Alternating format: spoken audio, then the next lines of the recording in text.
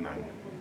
I'm the director of the University of Ghana, Noguchi Memorial Institute for Medical Research.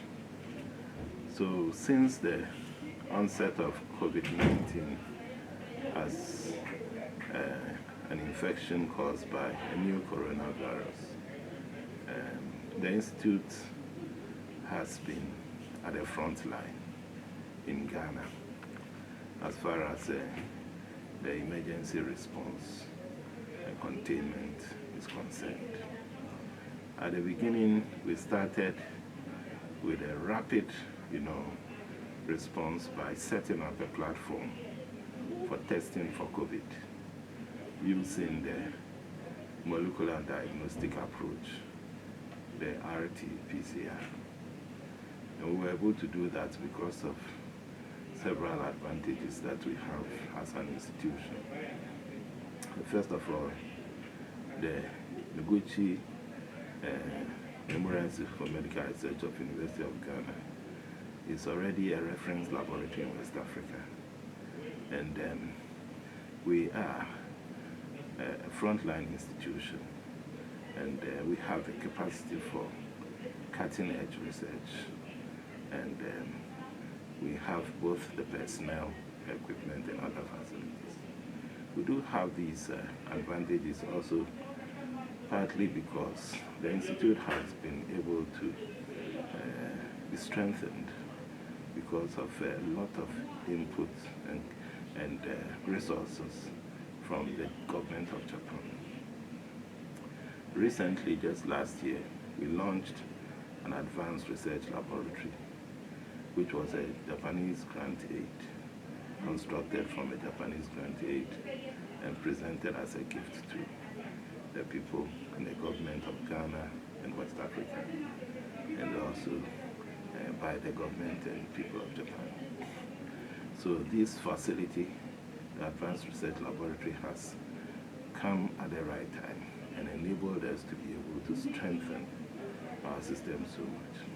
As far as the testing is concerned, we have also collaborated with so many other organizations because as a top-end research, biomedical research facility, we go along with global, global expectations of building strong partnerships. So some of the organizations we have collaborated strongly with include the CDC, Center for Disease Control of the United States. Of course, Japan is one main one. Also universities from Japan, America, Europe, so many other places. The World Health Organization, and then others in different countries, in Britain, Germany, Denmark, in Sweden, Norway, so many places. Okay. So really, the testing that we started doing initially, we found that there were virtually no infections in Ghana, even using our case detection, algorithms. We found that all the tests we did were negative for COVID-19 until later we started finding the first positives, which were imported from other countries, some from China, some from Europe, some from the United States of America. Can we know when you tested for the first case?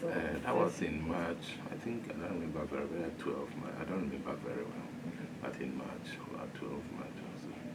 So when the positives started coming, obviously, that set in motion a bigger demand for testing, because once we find a positive, we also do the contact tracing, which was spearheaded by a very specialized force, contact tracing a team that has been put together by the Ghana Health Service. And once we get the contacts, primary, secondary, name it what, contacts, then those contacts were also tested for COVID-19. So that started expanding the testing. And then the government took some very critical decisions of directing that all travelers to Ghana should be quarantined so that we are able to, since most of the cases were imported, to detect and get them out and manage them before they go into the community and spread further. And that was a very good move because it allowed us to identify quite a number of infected people who were taken out into isolation for clinical care and management. And then, because the infections had started rolling, we found that there was also community spread, starting. So with the community spread, we went ahead, government again started with the directive that we should begin to do community screening for COVID. And that has also brought us very far now. We've tested over 100,000 samples now. So really the Institute has been strategic in the forefront and also in rolling out Ghana's capacity to first of all produce and generate important information, evidence-based information that can be used to take decisions, and also that can be used to manage the overall situation. Some of the key things we have done since then is that as an institution, we have our mandate, and our mandate includes building capacity. Capacity in terms of training for next generation scientists, in terms of training for even very high caliber